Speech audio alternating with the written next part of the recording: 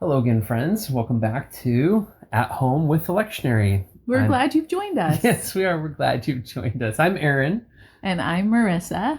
And today we're looking at Proper 27, Year B in the lectionary cycle. And that's going to put us on the other half, well, per the lectionary, it's the other half of the book of Ruth. We've only got 2 Sundays in the lectionary cycle that treat the book of Ruth, and one of them sometimes gets knocked away by All Saints. So we're going to look at Proper 27. So we'll get the second half of Ruth. We've got Psalm 127. Mm-hmm. We continue in the book of Hebrews. We still got a little bit left of that. And since this is year B, we are in Mark chapter 12. Let's, before jumping right in, Marissa, what's the purpose of At Home with the Lectionary? What are we doing here? We're doing several things here. One is we really are inviting you virtually into our home.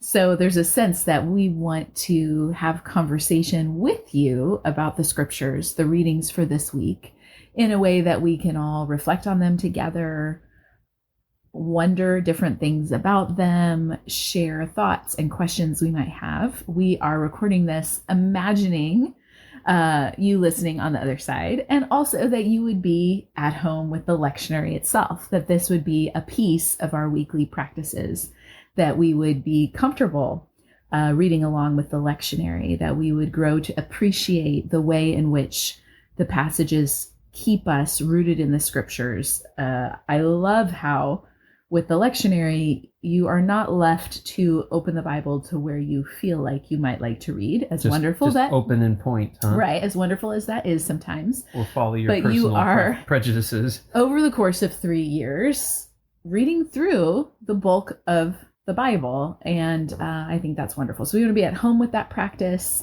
be familiar with it, and we're really in a season, both now when we're recording, still in COVID in Washington State, but also a season in our life with a very full house that it is challenging for us to actually invite people into our home and give them focused attention and conversation, particularly beloved people in the parish. And so this is a way we feel like we can do that. This is how we're bringing you into our home. So thank you for joining us as we look through the Word of God together. And I don't know where you're at, but I always like to imagine what they're up to. This time I'm going to imagine that someone is out for a morning jog. I like the thought of that. That just sounds nice. But it's winter time right now. So well, and I could never jog to a podcast talking. Jogging to a podcast. But maybe you're out walking and pushing your baby in a stroller in the afternoon. Because that's when I listen to podcasts. Either that or doing the dishes. Nice. Or maybe you're just, you're on break with your work or something like that, and you thought you'd just take in a little bit of podcasts and snippets here with us. Whatever your context, we're just happy to have you here with us. Once again, we are in what we call our library or our TV room or our homeschool room. I don't know. It has many names. And we're just cozied up on the couch. I've got tonight I decided to pour a little bit of red wine. It sounded nice. So just sipping away at that, and welcome to our home, and welcome back to the Word of God, which is, as Marissa was saying a moment ago, our home. I like that. At home with the lectionary. So you're at home with us, but we want to be at home with the Word of God. So let's spend some time with it, and as I like to say, let's get interested in it. I think spending time with it has a way of just piquing our interest. The Old Testament passage is really just intrinsically interesting. The story of Ruth is great, yes. Right? This is fun. We picked up on it last time. Let's take a look at it again. Can I do the reading? Sure. All right, here we go. We've got 1 through 5 of it, and then it'll take me a second to jump down to where we pick up after that. So then Naomi, her mother-in-law, that is Ruth's mother-in-law, said to her, "My daughter, should I not seek rest for you, that it may be well with you? Is not Boaz our relative, with whose young women you were? See, he is winnowing barley tonight at the threshing floor. Wash, therefore, and anoint yourself, and put on your cloak, and go down to the threshing floor. But do not make yourself known to the man until he has finished eating and drinking. But when he lies down, observe the place where he lies. Then go and uncover his feet and lie down, and he will tell you what to do." And she replied, "All that you say, I will do." Now, let's see. We pick up in chapter 4, starting at verse 13. This is going to give us almost the last bit of the book of Ruth. So we jump forward to Ruth and Boaz marrying. So Boaz took Ruth, and she became his wife. And he went into her, and the Lord gave her conception, and she bore a son. Then the women said to Naomi, "Blessed be the Lord, who has not left you this day without a redeemer, and may his name be renowned in Israel. He shall be to you a restorer of life and a nourisher of your old age. For your daughter-in-law, who loves you, who is more to you than 7 sons, has given birth to him." Then Naomi took the child and laid him on her lap and became his nurse. And the women of the neighborhood gave him a name, saying, "A son has been born to Naomi." They named him Obed. He was the father of Jesse, the father of David. Here ends the reading. Here it ends.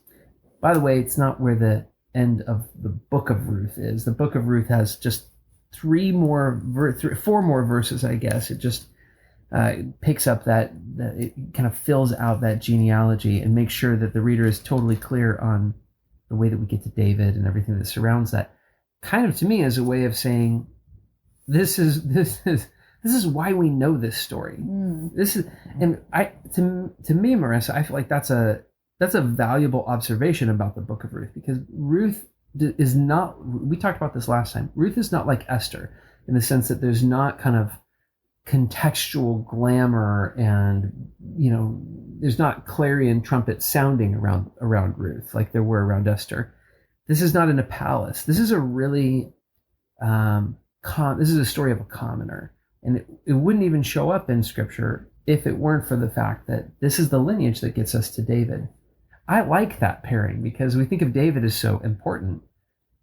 But everything that we heard in the narrative here is not important. It wouldn't have made it into the Chronicles of Israel otherwise. I guess what I'm saying is there's just an everyday faithfulness, everyday righteousness about the characters, Ruth, Boaz, Naomi. I like that about them. Their ordinary life. And I think as a woman, you have tender spots for the narrative portions of Scripture that really do spotlight. That's not the word I even want to say, but offer the female perspective. We do know the culture was patriarchal. We do know that this was a big piece of, how the stories maybe would have been framed or told in what was written down. And I think that's lovely. I don't begrudge that at all. But I think it's always lovely to see the women on the page. And this one, I think more than any other, the book of Ruth feels like a primarily female story. I mean, Boaz is a main character, but we're really getting this dynamic of Ruth and Naomi and what are they going to do and what is going to happen. Well, in scene 0 of this story, all 3 of the main men die. So, yeah, it really is it's a story centered around the women. Yeah, absolutely. You've got 3 husbands die. That's how it's kicked off. Yeah. Naomi's husband and then her 2 sons, who are the husbands of these daughters-in-law, Ruth being one of them, Orpah being the other. So, yeah, it is absolutely about that. Yes. Well, this passage, let's talk about it. Let's talk about this threshing floor, because we're missing, the lectionary skips us over Boaz's response and different things, but, what's going on here? Well, the lectionary has truly skipped over it to a degree that it almost doesn't even beg the question. Yeah, but let's talk about it. Because I think it does. I mean, I think this is the sort of story that is familiar to us because we learn it in Sunday school. We learn it. We read it. It's a short book. You can read it all in one sitting 4 easily. And I think sometimes it can be easy to read through these things and be like, okay, and there they were. And even like we talked about last week. So of course Ruth went with Naomi. That's what I would do. When in reality, this was huge that it's a big deal. Ruth went with Naomi, and we're kind of like, well, of course she would glean.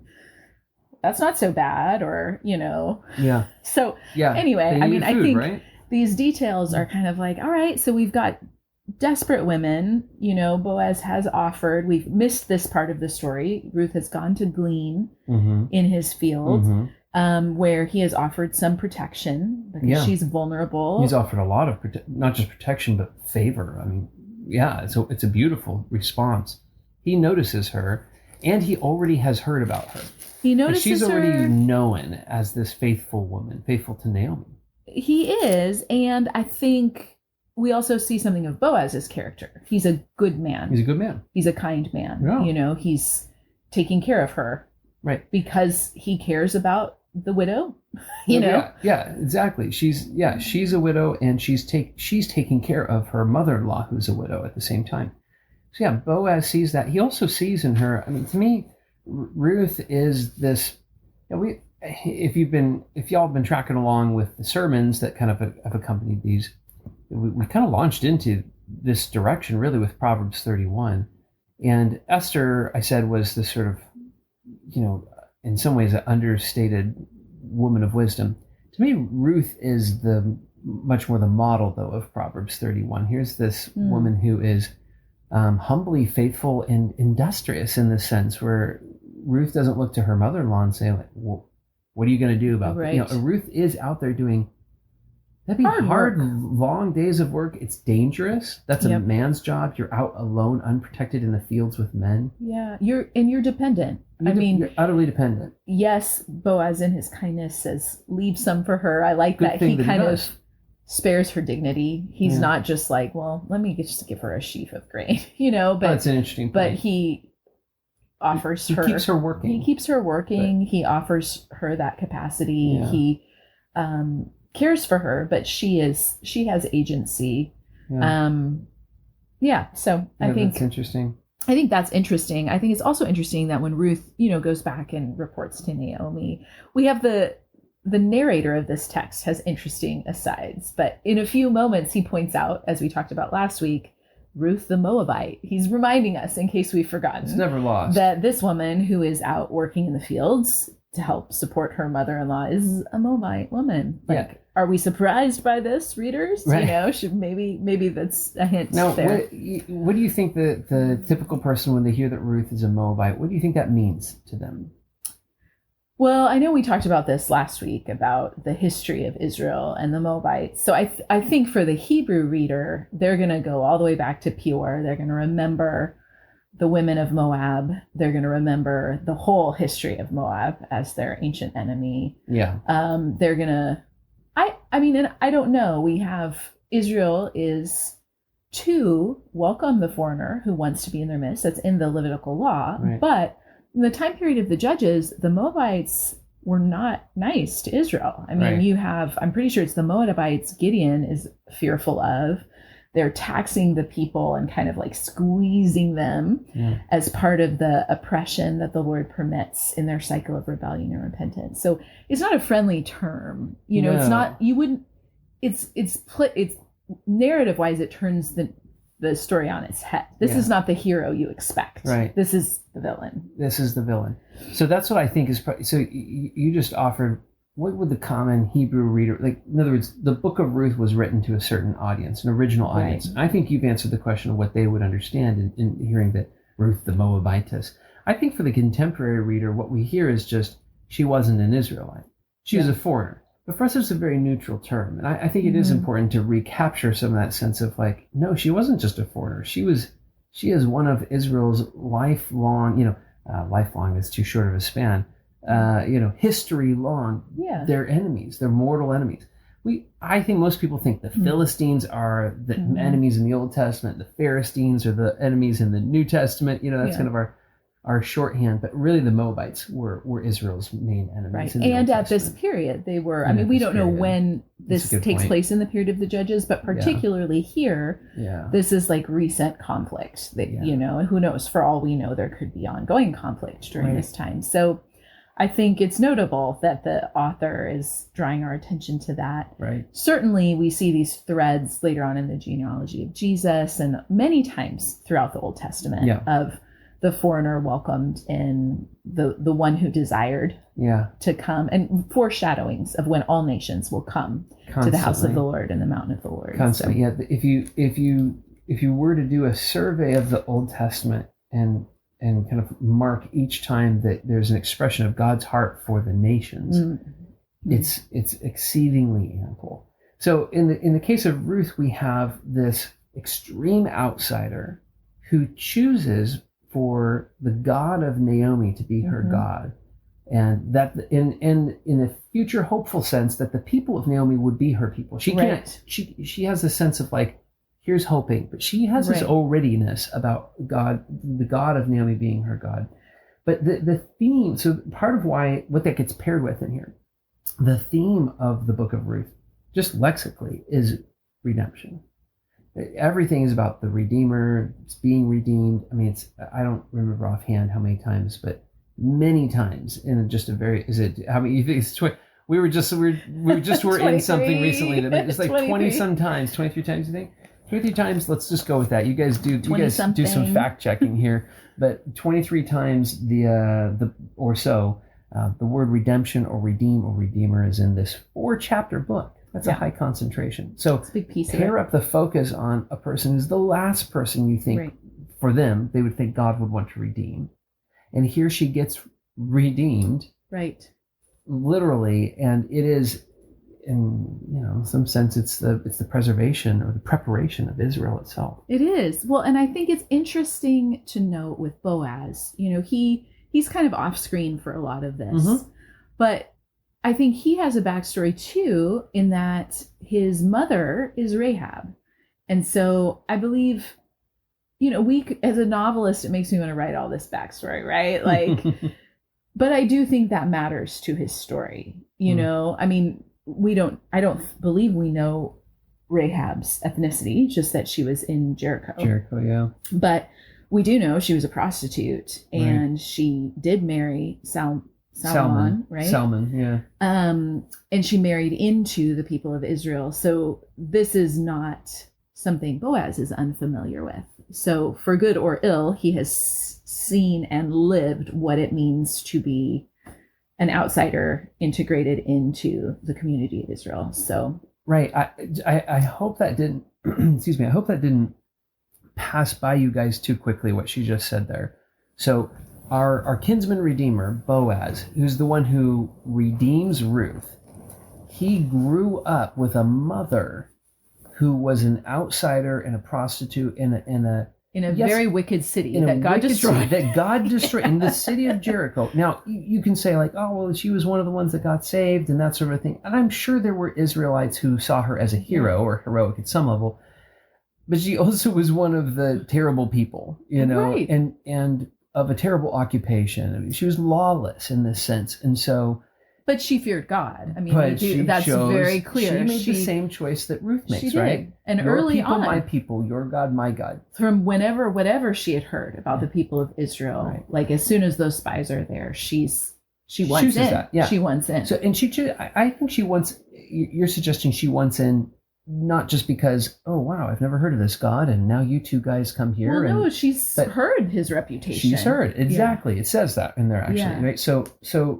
Yeah, there's this desire that's there in Rahab, and so, but this is Boaz's backstory, as you're saying. So Boaz grows up with a Jericho prostitute, convert, immigrant, brought in to the people of Israel. He's seen that. So I love the idea that God as the author, as the story maker, that he gives Boaz this backstory, this childhood. He gives Boaz this childhood so that when Boaz becomes a man of significant wealth, agency, and power, he uses, not just that he uses it, he is a person who sees. He sees a Ruth, and he has this innate compassion for an outsider to be brought in. He does. He understands, and I think those little details that he preserves her dignity in letting her still glean, he looks out for her, knowing that even more than just as a woman in this field, as unprotected, she was very vulnerable, and he would have known what that meant for a woman at his time. His mother would have been vulnerable in some ways. We don't know the reasons she was in prostitution, but women were vulnerable. Absolutely. And so I think it's lovely to think of his character there. So, we get this kind of bizarre scene where Naomi, cooks up a plan. And she does. I mean, She's very matriarchal here. For all of us women who, I'm sure we've all done some Bible study that's wanting to point out in both Esther and Ruth, and this is a stretch and it always irritates me when this happens. But, they always point out, like, look, Naomi tells her to rub on some perfume oil, bathe yourself, get dressed up, as though there's some like biblical endorsement for like the feminine wiles, Esther or some perfume. I like to take these moments. I've never heard this. Okay. Well, and I don't even know I don't think necessarily people are using it instructively. Yes, they are. But I think you two should go and do likewise. Is this the idea? Yeah, or even just observationally. I don't know. I don't enjoy that because I think this is just a piece of the story. Yeah. That is very practical. I think this whole section, we like to read a lot of things into this, but I think this is practical. Like, yes, don't be stinky and dirty. Think of the culture. Yeah. Think of the times. Yeah. Like be respectful. Right. Be like be modest. Right. Be clean. Right. And similarly, I feel like a lot of people, particularly people who are deconstructing or on different journeys, like to bring out this: is Boaz seducing? I mean, is Ruth seducing Boaz? Look, like purity culture, blah, blah, blah. Look at Ruth. And I just think this story is telling something to me very matter of fact. Like Naomi's kind of like, he's our kinsman redeemer. You need to go talk to him. This is your time you can approach him. You do need to go at night because later we see that Boaz sends her away and doesn't want people to see that a woman's come to the threshing floor. So there is some secrecy there. She is proposing marriage at some point. She is putting her reputation at risk. She is doing something risky, but I don't think she's necessarily doing something sexual. And in fact, I don't like those sort of trendy interpretations that kind of want to make more scriptural text than the information we're given. And the male side of that is that, like, Boaz had eaten and was drunk and his heart was merry, and then he went to he's like he's feeling, ribald or something, and benevolent or something. And so I think you're right. This description to me, as I read it, this is just talking about the ordinary stuff of life. Yes. To me, this is just the storyteller's way of saying nothing special, honestly. Right. This is a storyteller's way of saying, right, so here's how these things go, right? This is how it happened. And, I think, yes, we can, the people who go the seduction route will be like, well, sometimes maybe legs is a euphemism for, genitalia or something like this. And maybe that's what's going on. Yeah, and that's a stretch. I think it's a stretch simply just because that's not the basic use. And I think that the biblical text is quite honest when something sexual is happening. Exactly. And we get that 2 chapters later. One chapter later, when they get married, it says Boaz has sexual relations with Ruth and they have a baby. Exactly. So I think this is not a coded message. Yeah. Personally, I think it's actually probably what a woman who is putting herself at risk and afraid is going to do to wake up a man shrinking. He's going to be cold without his blanket. Yeah. No. And he's going to wake up. And you know what I mean? That's a universal thing down throughout time. Is like, I think women like to have their feet kicked out of the blanket. Like, don't put the blanket on my feet. And men are like, get the blanket on my feet. I don't know. That's what's going on here. Right. I think so. It wakes him. So, but the other thing too is that this is halfway across the world and thousands of years ago. We don't really know. Yeah, we don't. And we are at the reality that we are going to fill in those blanks in some fashion. And I think we can disagree, certainly as believers in some of those things. We just pencil them in a certain sense and say, well, I wonder what was going on there. And if it was more earthy and something else going on, well, there are plenty of stories of biblical characters not behaving in exemplary ways, we don't need Ruth, Naomi, and Boaz to all do perfectly here in order to listen to them and learn from them. Right. And this passage is not telling that story. It's not. The book of Ruth was not written to say, like, hey, these are your people to model your lives after. Really, the only time Scripture really gets there is Jesus. So, but. Which is why it's helpful also to have the framework. The reason this story is there is to tell us about, wow, this is the lineage of David. This is an important story in the lineage of David. It's important to understand that the Moabites played this role, and that there was so much kind of redemption just latent in the raw earth here for what God was going to do. Yeah, so let's talk a little bit about the kinsman redeemer role, Sure. because I feel like that's a term we all are kind of familiar with. But then as I was reading this in preparation, I was thinking, okay, but I feel pretty familiar with that term, but what is the redemptive role? Like, wouldn't it be in his interest to just acquire, if they had a field and acquire their property? Like, that seems like a win. And I know, yes, it comes with potential heirs, and he has to care like an for inheritance. them. But is that what you're saying? Mm-hmm. Yeah, kind of an inheritance. But inheriting a field is one thing, but inheriting a person is another. Right. Which is why we see the first kinsman redeemer says, "Oh, in that case, I have to pass." Right. But it's also Ruth. What was sort of, do you know, what was sort of the foundational principle behind this law to begin with, behind this custom to begin with? Was it to be able to care, that there would be provision for the widows and orphans? Yeah. Was it to, make sure family lines would be carried on, or land wouldn't, do you know? It'd be an interesting thing to study, and it's certainly not something I've studied in a long time, but I'll tell you what kind of my off the cuff, what my instinct is to it is that, it does two different things. One is that Israel had this call to be bound to each other. Even if you think of things like laws that permitted them to loan money to foreigners, but not to one another, it was a gift to one another. I think that there is a sense of they had a familial duty to one another. So, and to the land. I mean, I feel like, and it's been a long time since I've studied, but even if land passed out of families' hands, or was sold, then it was back in the year of Jubilee. There was a sense that in the original plan, land was allotted to the tribes, and it would stay in families, or be returned to them at different times. Yeah, absolutely. So, I think there's a sense of mutual commitment that Israel has one to another.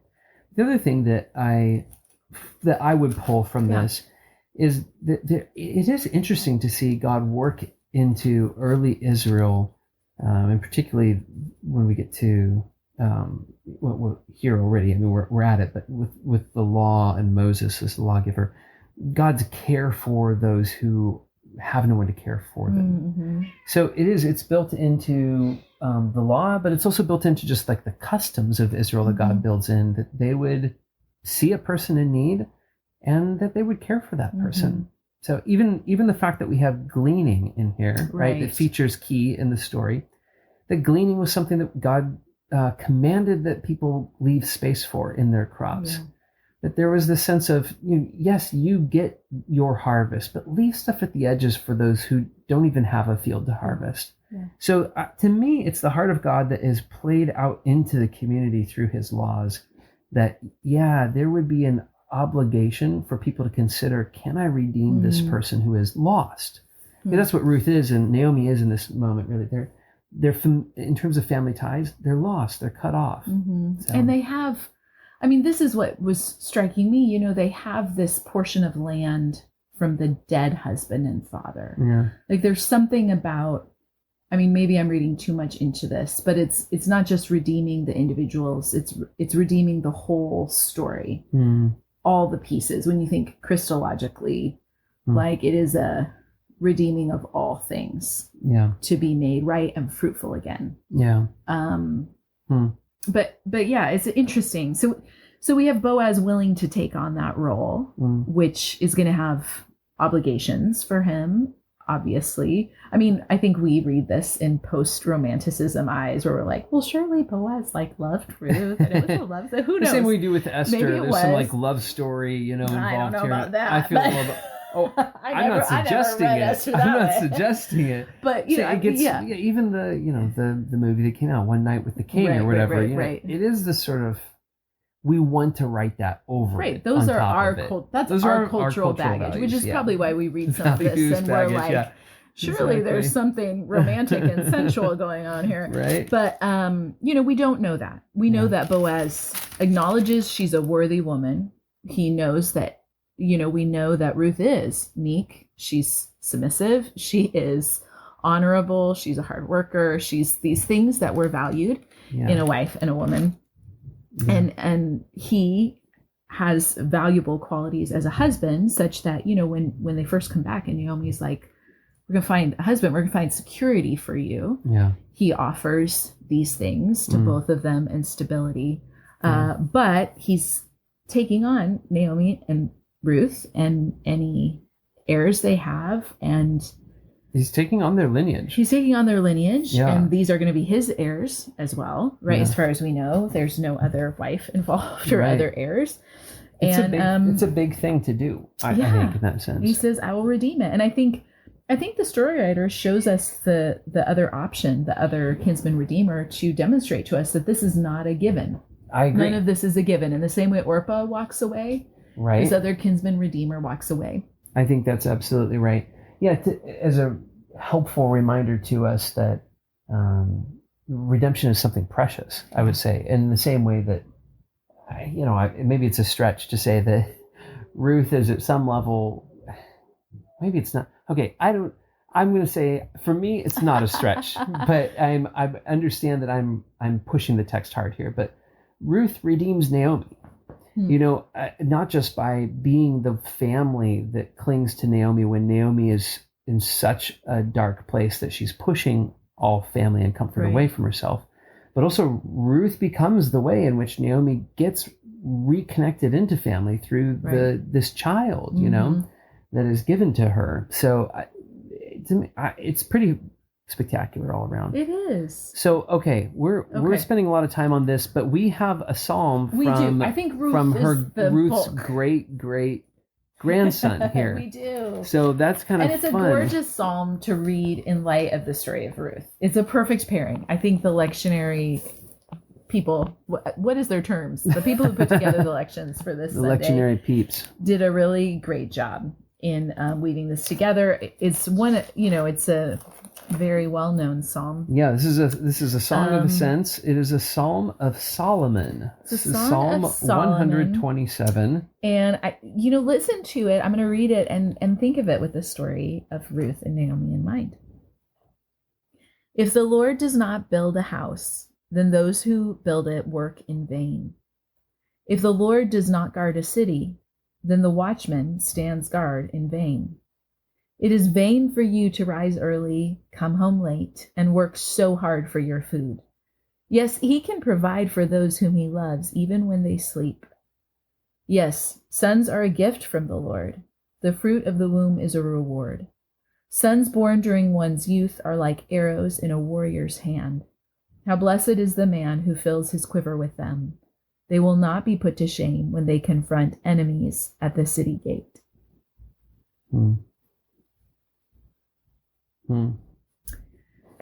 So, I think it's interesting to think of these women who had a house in ruins, not a city of their own. Yeah. Who are relying on the Lord. Naomi frames all her responses through that lens. Yeah, she does. Ruth throws everything, her whole lot in on Naomi's God, as her own. And they are utterly dependent on him, and they credit him when Boaz redeems them, when the baby comes. This is a story of the Lord building a house out of nothing. Yeah. Of the Lord guarding a city and establishing security for them in a time where they had no security and could not create that for themselves. There's no way they could. Yeah. It's not like they had the power and the competence and the ability to secure that. It was a gracious gift. They were brought down to that level where they no longer had anything to kind of contribute to their own. There's a writer I've been reading lately who talks about being the agent of your own uplift. Now, he's a great writer and everything. This is good stuff that he's writing about. But Ruth and Naomi are both at that place where they cannot be the agents of their own uplift. And I think if anyone listening, when you hit that point where some part of yourself or some piece of your life is at such a point of desperation that you realize you can't fix it. You can't change it. You can't rebuild it. That's a pretty terrifying feeling. Yeah. And that's where they're at. And you're right. The Lord it then requires the Lord to be the one who does that work in their life, and he does. And the psalm reflects that wonderfully. I like that in verse 3 where it says, behold, children are a heritage from the Lord. I think when we read that, we tend to think that, like, okay, we make kids and then God makes them kind of a richness to us or something. Like he makes them, even sweeter than they are, or something like that in terms of their significance. But when you think about it in the context of the book of Ruth, like, no, the kids are straight up a heritage from the, they got nothing unless God makes this happen for them somehow. And God does. And I love this verse. He can provide for those whom he loves even when they sleep. Because I think translators have also translated it, he can provide sleep for those whom he loves. And I love the both readings because, it's in this context of this drivenness, this working so hard. And the recognition that every good gift does come from God. And he is able to provide while we sleep in this sort of like, that does feel so childlike. That's like the magic of Santa Claus, right? It's like while you were sleeping, you wake up and the presents are magically there. And also like he gives sleep, like just that fundamental thing that we can't even secure for ourselves sometimes. Like if we've ever had insomnia or something like this, like the way he provides for our needs. And I also love this little wordplay that we have Solomon writing this, whose other name Jedediah means beloved of the Lord. And I love that he's writing this firsthand. Like, yes, the lectionary writers have paired this with Ruth's story, but here's Solomon, whose house has been built, the house of David, and he's kind of at the pinnacle of this golden age. And he has many sons. And he is the beloved of the Lord. A lot, yeah. And he has filled his quiver. That's the quiverful term comes from this psalm. It is from Solomon. Yes. His quiver seemed this a bit is another full, chapter. overfull. This is the Christian Women's Week. These are this very Christians familiar Women Week, for Christian women Bible studies in a variety of ways, whether it's to burden people with them or to scorn them. You hear them. Burden or scorn, those are your only two options there? Is there not bless maybe or anything like that? Oh, it's the word of God. It's a blessing. But you come across these in differing ways, I think, in different corners of the church. But I think there's something poignant about Solomon writing this with the reality that even Solomon's wealth, even his wisdom, even all the watchmen he had, even all the work he did, we know how his story ends. Like he falls away from the Lord, and his legacy ends. It's rough. It's rough. It's rough. Solomon's a mixed bag, right? He scores really high on both sides. That's the thing with Solomon. Right. It's like where was he at when he wrote this? He's an amazing individual in it. But I don't know where he's at when he writes Psalm 127. That would be interesting to know. Concluding point about that, except to just observe those things about it. Like this is who we can imagine writing this. Absolutely. So in the same way that we talked about, our man Boaz has a backstory that's rich with Rahab. Solomon has his backstory that's rich with his mother Bathsheba. But he does. But they all have this is the lineage kind of plays these colored stories out time and again in a way that I don't know how, if you're living in their time, I don't know how you don't just step back at some point and think, wow, we are not the heroes of this story. Like this is the Lord's work. It is the Lord's work, and it's marvelous in our eyes. The Lord has built the house, and that's why the workers do not labor in vain. Yeah. So, I don't know if you want to comment more on the psalm, but we can give tricky women's passages some rest and look over at the Hebrews passage, which is not one of those. But the it's Hebrews one, so it's always a little tricky. It's always tricky. It's got. I feel that way till we get to Hebrews 12, which is like one of my favorite chapters in the whole Bible. Not that it's not tricky then, but it's, Hebrews is we can talk the whole time about that one. Hebrews is a thick book. There's a lot going on there. Dense. Well, I'll read this one out here. We only have a few verses actually from it. It's chapter 9. It's verses 24 through 28. Here we go. For Christ has entered not into holy places made with hands, which are copies of the true things, but into heaven itself, now to appear in the presence of God on our behalf.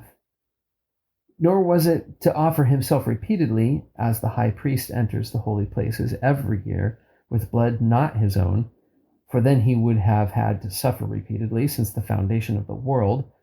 But as it is, he has appeared once for all at the end of the ages to put away sin by the sacrifice of himself. And just as it is appointed for man to die once, and after that comes judgment, so Christ, having been offered once to bear the sins of many, will appear a second time, not to deal with sin, but to save those who are eagerly waiting for him. Here ends the reading. That's a lovely moment in the book of Hebrews, because Hebrews pays a lot of attention to kind of what happened, what's the significance, who is Jesus. But in this moment, yes, it does that, but it also kind of turns the eyes forward down to the end of the road and says, good things ahead, friends. Good things ahead for those who trust in Jesus. And what jumps out at me here is this phrasing, those who eagerly await him.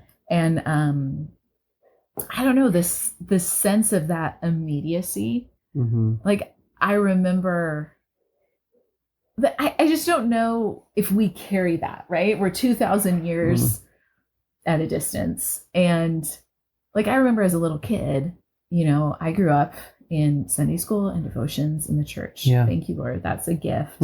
But I remember hearing about Jesus's return, like Jesus is coming back.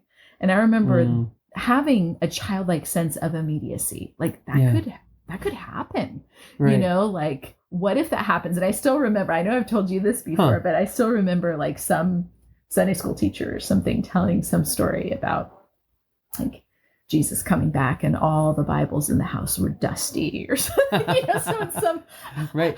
Did that haunt your child's soul? Yeah, when you're a kid, you're like, oh my goodness, that'd be the worst. Well, and being on this side of things, that if that Sunday school teacher, they'd be like, I had a great exegetically sound lesson. I did not mean to like weigh these children down with heavy burdens. I was not trying to terrify you. I wasn't terrified. I just think it had this sense of haunting immediacy that actually, frankly, I think I see people in the New Testament acting upon. It's actually the Lord maybe an appropriate near, response. Be sober-minded. The Lord is at hand. And I think. And I mean, can I just interject? I don't want the Lord to return and find my Bible dusty. No, it's like it's like a horrifying. Yeah. I don't want to adult out of that. Right, exactly. I mean? I think that's what happens. Like that would be sad, not because naughty you'd be caught. But it's a visual illustration of missing out, of not being ready, of it's the equivalent of the virgins not having their lamp full and ready. They really weren't waiting. That's the reality. Sometimes we read those things like they missed out on a technicality, like, oh my gosh, that's so sad that he came right at the time when they happened to be out of oil or something like that, or that God's petty or something. It's like, oh, he's going to find a dusty Bible and pass you up. But no, these things are the outward they are manifestations of the truth about our desire inside. If we are eagerly awaiting, it just doesn't happen, right? That's what came to my mind. Just the eagerly awaiting means you are counting down. Like I think of the things I've eagerly awaited for, counting down to our wedding day, counting down to a baby's arrival, birth. Like these are the things eagerly awaiting. It is always on your mind. So there's not this sense it's of important that I keep tracking the days. Exactly. Like planning a wedding, having a baby, like a long awaited visit from a loved one who's been overseas. Like think of what it might be for you, but the things you eagerly await, they are always around the circle of your mind. You're going around your daily tasks, but you're just thinking, you're watching the clock, you're crossing off days, you make a paper chain and you I made a paper chain less than a year ago. How about that? Children show this. So I mean, we have countdowns to everything, countdowns to Thanksgiving, countdowns to Halloween, countdowns to birthdays, because they eagerly await a lot of things. And it's young children, it's very much like we just got through Halloween, which I have so much ambivalence about, but we got through it and we have little kids, so they're so pumped. The next day, my 3-year-old wakes up and is like, when is Halloween? Yeah. You yeah. know, like he's absolutely. ready. Like he's no concept Eagerly of a year. awaiting. He is eagerly awaiting. Today the could be next the time. day. Today could He's be got the that's day. today could be the day And it's all that. It's when all Halloween arbitrary. comes back. Because leading up to it, Yeah. you know, we can tell little kids, well, this many sleeps, or Yeah. this is what it's going to feel like. But Yep. it is very much the now and the I'm eagerly awaiting this good to come.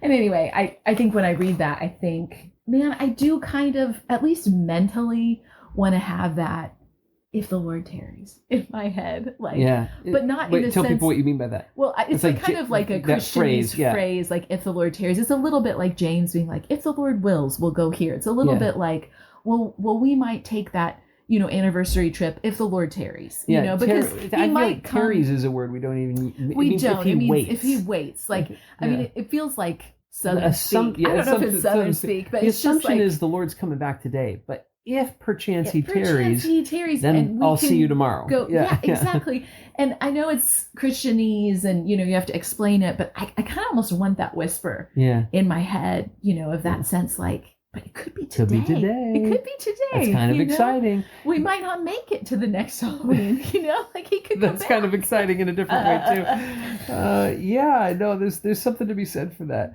I think it's beautiful that the picture that we have of our high priest here, the one who would return any day at any moment, is one who, from the foundation of the world. Well, I'm borrowing that phrase in a way that that phrase gets kind of not negated, but I'll just use it anyway. From the foundation of the world, this Christ has been our kinsman redeemer, and so the one who is returning, yes, he comes to judge. I mean, this is verse 27. Right. After that comes, just as it is appointed for man to die once, and after that comes judgment.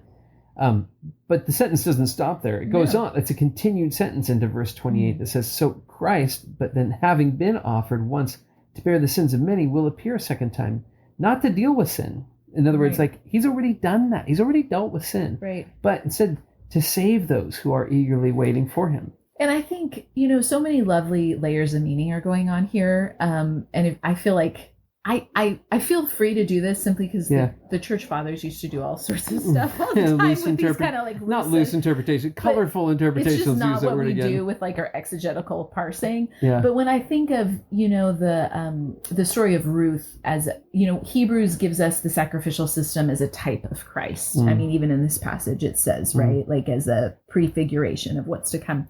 We have, you know, Boaz as a type of Christ, as the kinsman redeemer. Yeah. And we have the culmination of that is the wedding, you know, and we get this imagery in scripture, the wedding feast. He's coming for his bride.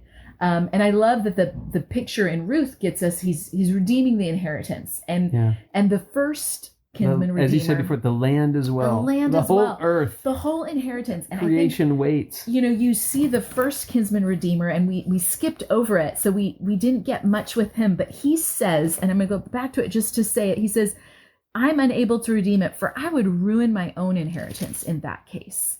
So you can have it. And I just think we have a kinsman redeemer who ruined his own inheritance. He was like, I'll do that. He laid down his life. He considered himself as nothing. Yeah. And in doing that, he redeemed it all. And it all comes in. It all comes back to him. That's the bride. Yeah.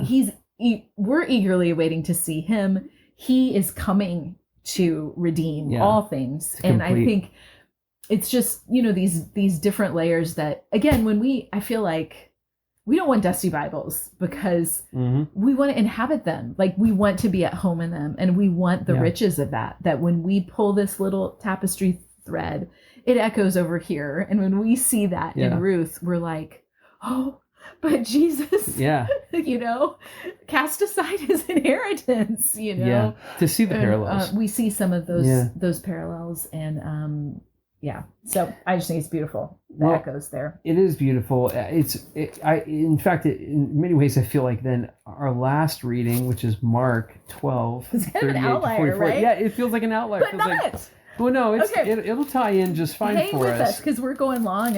Are we going long? No, again? we're gonna let's do this. We've got less than 10 minutes to wrap up here. Okay. So let's do the Mark reading. You or me for the I'm going to read it. Okay, go for it.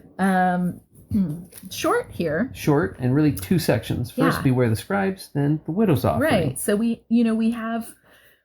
Jesus is still around the people observing and questioning him. There's teachers of law, scribes, Pharisees. This is all in this sequence where we get the sense that Jesus is doing a lot of teaching in the temple courts, a lot of people observing, a lot of people watching. Okay. In his teaching, Jesus also said, watch out for the experts in the law who are listening to him. They like walking around in long robes and elaborate greetings in the marketplaces, and the best seats in the synagogues and the places of honor at banquets. They devour widows' property and as a show make long prayers. These men will receive a more severe punishment. Then he sat down opposite the offering box and watched the crowd putting coins into it. Many rich people were throwing in large amounts, and a poor widow came and put in 2 small copper coins worth less than a penny. He called his disciples and said to them, I tell you the truth, this poor widow has put more into the offering box than all the others, for they all gave out of their wealth, but she, out of her poverty, put in what she had to live on, everything she had. Yeah. Here ends the reading. Here ends the reading. Yeah, it's a really good moment. Okay, friends, I like the book of Mark.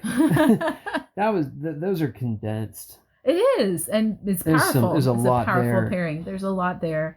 I mean, of course, we've been reading about widows who've had nothing to live on.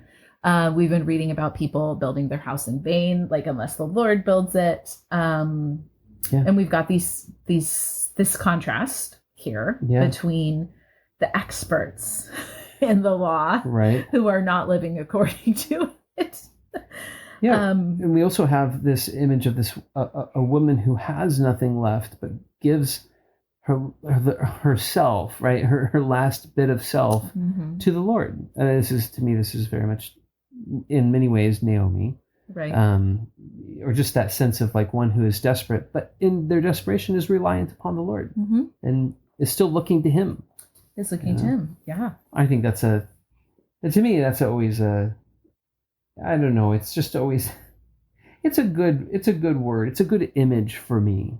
I always am grateful for the image of a poor widow coming in and giving to the Lord out of her poverty, because I'm not poor. I mean, we've had some hard moments financially in our 20 years together, but my hunch is we've never been in this woman's position, right? And Jesus said, we had not so long ago in the readings, the easier for a camel to go through the eye of the needle than a rich person to enter the kingdom of heaven. And the disciples are aghast at this. How is it supposed to work? Well, with man it's impossible, but with God all things are possible. But there's just something true to life about that I have known incredibly generous poor people, and I don't know, it just gets harder and harder when you feel like, I need to be responsible. I think even as Christians, it's like, I need to be responsible with my finances. Right. And to us, that kind of becomes code for, like, I really need to keep a tight grip on it. Right. Or it makes me think of Matthew 6 of, do not be overly concerned. What will you eat? What will you drink? What will you wear? There is a sense that the more you possess, the more care it takes, and there's that blend of stewardship. There's a blend of, that's right. How do you, we get Boaz in this. This is not a condemnation of the rich and an exaltation of the poor. Boaz is wealthy. Like Boaz is wealthy, and in his wealth, he is able to act justly. And to see the poor. And to care for and tend to the poor. But I think here, I tend to read this, and I think there's, again, many things going on. Yeah. Like, I tend to often think of this as commendation for the widow's generosity. Like, look at her freely giving. And I think that's true. Like, this study note in the NET here points out that she is intentionally being set in contrast. It's not just that she's poor and they're rich. She's uneducated and they're educated. She's a woman, they're men, like all these sort of contrasts, but where they have no faith, she is having faith in the Lord. And I think all of that is true on the surface reading. I think this may be the first time in reading these the way the lectionary has put them together that I wonder if Jesus is also giving his disciples a visual illustration of how these scribes have devoured widows' property, in the sense that both could be true, that he can commend the women's faith, but he's making a statement about the fact that there's a box in the temple where a poor woman is coming, like she feels like she ought to at some level. And this is not the box that is... This is the treasury. This is an offering box that I'm pretty sure it's a contribution box. So it's kind of like... the offering box, it's to collect free will offerings. And so there's a certain sense of, it made me think of like, but is this more akin to, the televangelists who are, taking the social security check of the woman who believes that she's giving to the Lord in doing this. Right. And being swindled in God's name. Yeah. And so it's sobering to read it in that lens, because it's easy to read, I think, and kind of be like, well, those scribes, like they didn't really get, but I don't know. I think it's a sobering reminder to the church and people who do minister in the church that there are sincere people who give to the Lord in giving to his treasury, and there can be greedy people or powerful people or misleading people in the way of that. I don't know that I do a good job of this necessarily, but whenever I speak of the offering or the offering box, I always try to, as to say when I'm inviting people to give, I always try to voice that it is both giving to the Lord and is used by the church to carry on its business. It just to me seems important that we be faithful to the heart of it, which is we're trying to give back to the Lord what he has given to us. It is an offering before the Lord. And also, like, as a person who is on staff of the church, it's important for me. I just feel like it's important for people to hear also, this is how we pay salaries and pay bills. And that's what we're going to use your money for in part. Yeah. To just say it's both of these things. It would be interesting. Be honest in that sense. Yeah, it would be interesting. I don't know if this resource is out there. Maybe someone will know. But it'd be interesting to read, I feel like, a real theology of that, because I think you kind of get it muddled, right? We have like Paul saying the worker's worth his wages, and that's true. Like we economically, like in the New Testament, we economically support the apostles and the teachers in the church. We see the church having things in unison and sharing with those in need. You see the roots of all these things that become, giving to missions or sharing with those in need. And then we certainly have the long history of the church where, we got a rich church, we've got, political church, like we've got all sorts of things.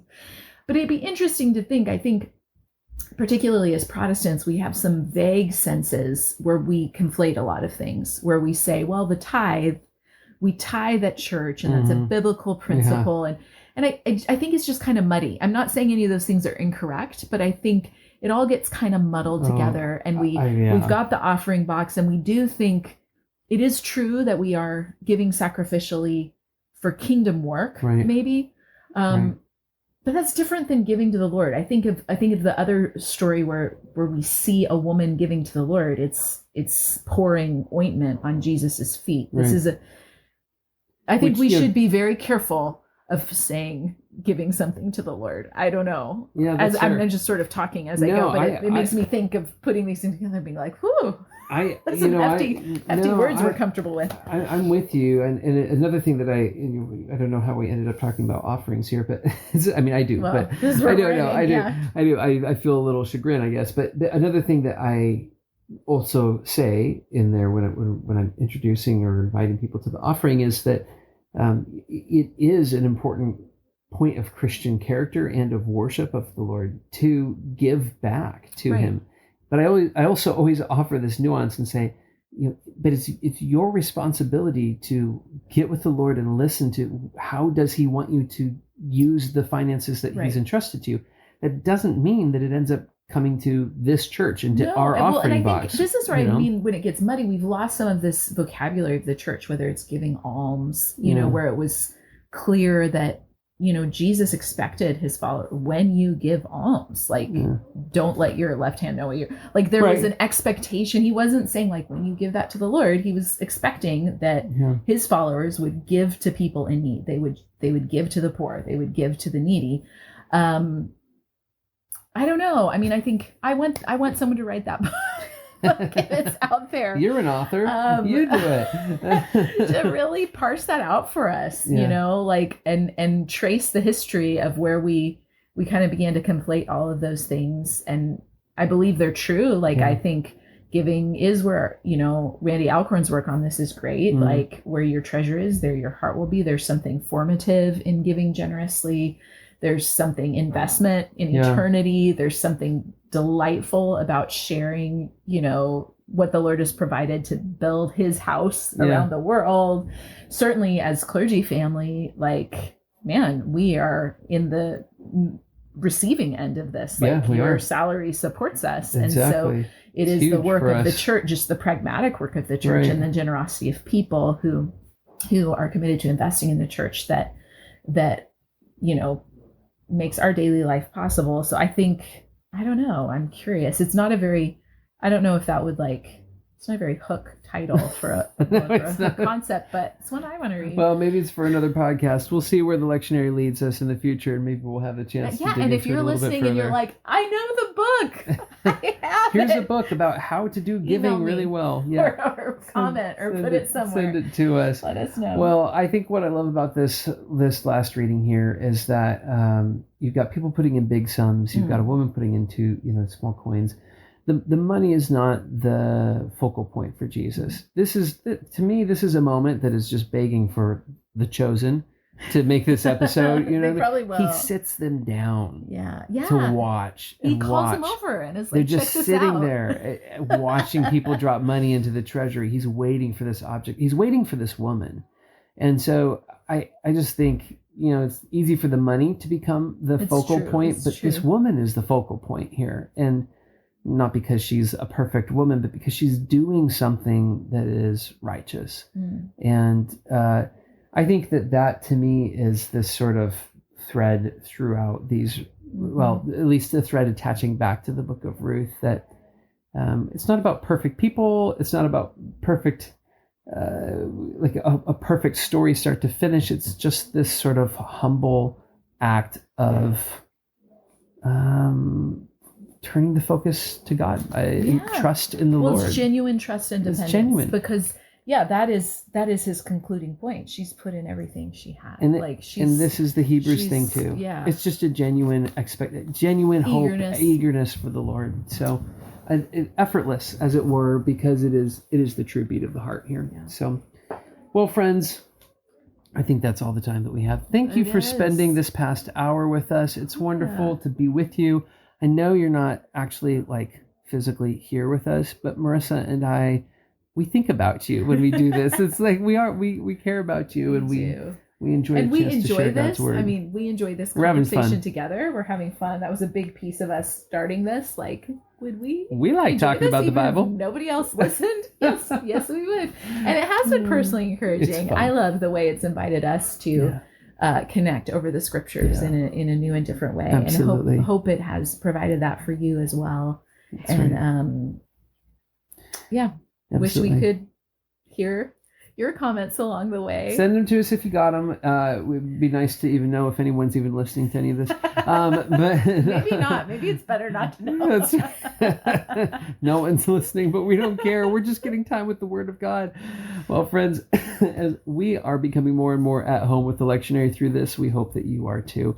Thank you for spending the time with us, and God bless you. And we will look forward to next time. We'll look forward to next time. We will be out of Ruth. We'll be not out of Hebrews.